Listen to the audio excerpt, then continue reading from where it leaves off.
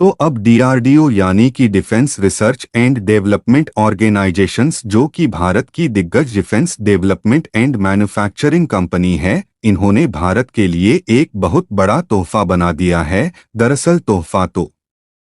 DRDO ने पहले ही बनाया था, लेकिन जरूरत थी उस तोहफे में कस्टमाइजेशन करने की। हम बात कर रहे हैं फाइटर जेट और एयरक्राफ्ट में लगने वाले कावेरी इंजन की। असल में अभी तक हुआ यह था कि जो कावेरी इंजन फ्लाइट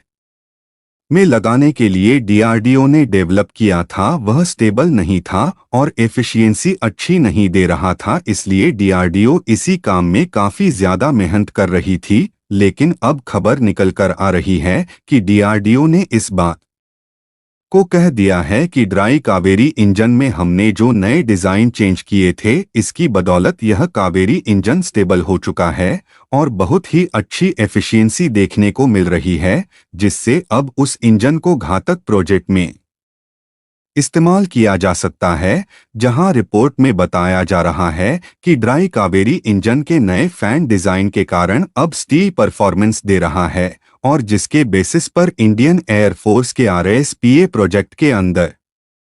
बनाए जा रहे बम्बर यूएवी में उस इंजन का इस्तेमाल हो सकेगा। यानी कि उन देशों के गाल पर यह तमाचा है जो देश अभी तक भारत के पास इंजन टेक्नोलॉजी ना होने का फायदा उठाते आ रहे थे। पूरी डेवलपमेंट क्या है इस वीडियो में समझते हैं, लेकिन आगे बढ़ने से पहले इस वीडियो को एक लाइक करके चैनल को सब्सक्राइब जरूर कर लीजिए, क्योंकि यह आपके लिए तो 1 सेकंड का काम है, लेकिन इससे हमारी काफी बड़ी मदद होती है। दरअसल देखा जाए तो भारत डिफेंस सेक्टर से लेकर इंडस्ट्रियल सेक्टर में अब नई बुलंदियां हासिल कर रहा है, लेकिन जब बात डिफेंस सेक्टर में एयरफोर्स को लेकर खड़ी होती है तो भारत यहां पर कहीं ना कहीं पीछे होता जा रहा है। और एयरफोर्स के मामले में भारत इसलिए पीछे होता जा रहा है क्योंकि हमारे पास जितने ने फाइटर जेट्स यानी कि लड़ाकू विमान होने चाहिए उतने फाइटर जेट नहीं है, और हमारे पास फाइटर जेट्स की कमी होने के केवल 2 ही कारण है। पहला कारण यह है कि सरकार की तरफ से जितना डिफेंस बजट पास किया जा रहा है उससे कहीं ज्यादा डिफेंस बजट की जरूरत है, और दूसरा कारण यह है कि फाइटर जेट्स में लगने वाले सभी पुर्जे के मामले में तो आत्मनिर्भर हम हो गए हैं, लेकिन इसमें लगने वाले इंजन के मामले में अभी तक नहीं हो पाए हैं। फिलहाल अगर डिफेंस बजट की बात करें तो जहां अमेरिका ने साल 2024-25 के लिए $877 बिलियन का डिफेंस बजट बनाया है और चीन ने अपनी मिलिट्री के लिए $203 बिलियन का बजट बनाया है, वहीं भारत ने साल 2024-25 के लिए सिर्फ $72 अरब का बजट बनाया है, जो कि अमेरिका और चीन की तुलना में काफी कम है। इसीलिए जहां देखो चारों तरफ यही कहा जा रहा है कि भारत को अपना डिफेंस बजट बढ़ाकर इस समय कम से कम $100 बिलियन करने की जरूरत है, क्योंकि भारत दुनिया का सबसे बड़ा डेमोक्रेटिक कंट्री है और वह भी भारत के बगल में चीन और पाकिस्तान जैसे दुश्मन देश है, जहां बांग्लादेश एक नया दुश्मन बनकर खड़ा ही हो चुका है। फिलहाल हर साल भारत का डिफेंस बजट लगभग $65 बिलियन के आसपास ही होता था, लेकिन इस बार 72 बिलियन किया गया, यानी कि लगभग 13 बढ़ाया गया है, जिसमें पुराने हथियारों की रिपेयरिंग और आधुनिकीकरण के साथ साथ सेना को पेंशन देना और डीआरडीओ जैसी संस्था को तेजी के साथ आगे बढ़ाने के लिए बजट को बढ़ाया गया है। हालांकि इस बजट को तो जैसे तैसे करके हम बढ़ा देंगे, लेकिन इसके अलावा हमारे लिए जो सबसे बड़ी समस्या है वह है कुछ तकनीक मामले में विदेशों पर निर्भरता, क्योंकि इंजन के मामले में अमेरिकी कंपनी पर निर्भरता होने के कारण ही अभी तक हमारा तेजस फाइटर जेट नहीं बन पाया, और इसीलिए हाल ही में इंडियन एयरफोर्स के चीफ ने चेतावनी दिया कि चीन और पाकिस्तान मिलिट्रीलाइजेशन के मामले में हमसे आगे जा रहे हैं और हम अभी 4 या 5 पीढ़ी के फाइटर जेट बनाने पर ही अटके हैं, और हम 4 जनरेशन वाले तेजस का पहला वेरिएंट भी आज तक नहीं बना पाए। आज के समय हमारी भारतीय वायु सेना को 42 स्क्वाड्रन की जरूरत है, लेकिन इस समय 31 स्क्वाड्रन ही एक्टिव है। एक स्क्वाड्रन में 16 से 18 लड़ाकू विमान होते हैं। ऐसे में हमें 150 से 200 लड़ाकू विमान की तत्काल जरूरत है। फिलहाल जब भारतीय वायुसेना के चीफ ने ऐसी चिंता जताई तो कुछ लोगों ने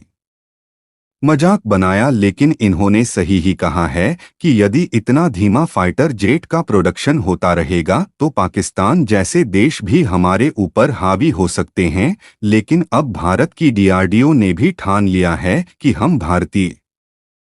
वायुसेना का मजाक नहीं बनने देंगे और इंजन की सप्लाई दूसरे देशों से मिले या ना मिले हम खुद ही इंजन बनाएंगे। और डीआरडीओ ने कावेरी इंजन पर काफी ज्यादा मेहनत किया, जिसके बाद गवर्नमेंट की तरफ से इसकी फ्लाइट टेस्टिंग के लिए अप्रूवल मिला। उसके बाद कई लेवल पर और अलग अलग ऊंचाइयों पर अलग अलग तरीके से कावेरी इंजन की टेस्टिंग की गई, यहां तक कि इस कावेरी इंजन को रूस भेजा गया और रूस के जाने माने विमान में इसकी फ्लाइट टेस्टिंग की गई और टेस्टिंग अभी भी की जा रही है, जो कि लगभग 1 महीने तक चलेगी। लेकिन इसी बीच डीआरडीओ इस इंजन को स्टील्ड और स्टेबल बनाने पर काम कर रही थी, क्योंकि इसमें कुछ कमियां रह गई थी। और हाल ही में खबर निकल कर आ रही है कि डीआरडीओ ने बताया है कि कावेरी इंजन को स्टेल्थ बनाने के मामले में एक बहुत बड़ी सफलता मिल गई है, क्योंकि इस इंजन में नया डिजाइन चेंज किया गया था, जिसकी बदौलत इस इंजन की एफिशिएंसी काफी अच्छी देखने को मिल रही है और यह पूरी तरीके से स्टेबल हो गया है। और यह इंजन पूरी तरीके से स्टील बनने के कारण इस कावेरी इंजन को जिस भी विमान में लगा दिया जाएगा उसे कोई भी रडार नहीं पकड़ पाएगा। यहां तक कि डीआरडीओ ने यह भी कह दिया है कि इस स्टेबिलिटी के बेसिस पर अब हम इस इंजन को डीआरडीओ के घातक प्रोजेक्ट में डायरेक्टली इस्तेमाल करने वाले हैं। दरअसल घातक प्रोजेक्ट के अंतर्गत भारत अपनी वायुसेना की क्षमता को बढ़ा रहा है और अपनी मिलिट्री तकनीक को बढ़ाने का उद्देश्य लिया है, जिसमें हमारा उद्देश्य है कि मिसाइल से लेकर फाइटर जेट और जितने भी यानी कि अनमैन्ड एरियल व्हीकल होंगे वह सभी स्टेल्थ होंगे। इसी में भारत 13 टन वाला आरएसपीए यानी कि rapid strike precision attack bomber UAV बनाने पर काम कर रहा था। डीआरडीओ ने टारगेट लिया था कि इस यूएवी में हम खुद के इंजन को लगाएंगे और फिलहाल के समय में जिस तरीके से कावेरी इंजन ने परफॉर्मेंस देना शुरू कर दिया है, वह समय आ गया है जब इस यूएवी में हमारा खुद का कावेरी इंजन लगेगा। इस यूएवी का उपयोग बम बरसाने में किया जाता है। उदाहरण के लिए अगर हमें दुश्मन के रणनीतिक ठिकानों जैसे पुल, गोदाम, एयरबेस और रडार स्टेशनों को नष्ट करना है तो खासकर इसका इस्तेमाल किया जा सकता है, क्योंकि यह बॉम्बर लंबी दूरी तक सटीक बमबारी करने की क्षमता रखता है। इसमें हैवी लोड उठाने की शक्ति है, जिससे बड़े पैमाने पर बमबारी आसान है और यह बॉम्बर स्पेशल ऑपरेशंस में सटीक और तेज हमला करने के मामले में एकदम आगे रहने वाला है, जिसमें न सिर्फ यह स्वदेशी तकनीक पर पूरी तरीके से रहेगा बल्कि यह एआई तकनीक से भी लेस रहेगा। और इतना ही नहीं बल्कि एमका प्रोजेक्ट के अंतर्गत तेजस में लगने वाले इंजन को कावेरी 2.0 के तहत डीआरडीओ की लेबोरेटरी जीटीआर 98 किलोन्यूटन का इंजन बनाने पर इसके बाद काम करने जा रही है। इसके बाद न सिर्फ हम कम बजट में अपनी वायुसेना की ताकत बढ़ा पाएंगे बल्कि हमें किसी के सामने हाथ फैलाने की जरूरत भी नहीं पड़ेगी। फिलहाल आप लोग डीआरडीओ की सफलता से खुश हैं तो कमेंट बॉक्स में उन्हें बधाई जरूर दें और इस वीडियो को एक लाइक करके अपने मित्रों तक शेयर जरूर करें ताकि उन्हें भी जानकारी मिल सके। इसी तरह और भी नॉलेजेबल वीडियो देखने के लिए चैनल को सब्सक्राइब करके बेल आइकन को ऑल पर जरूर सेलेक्ट करें। जय श्री राम।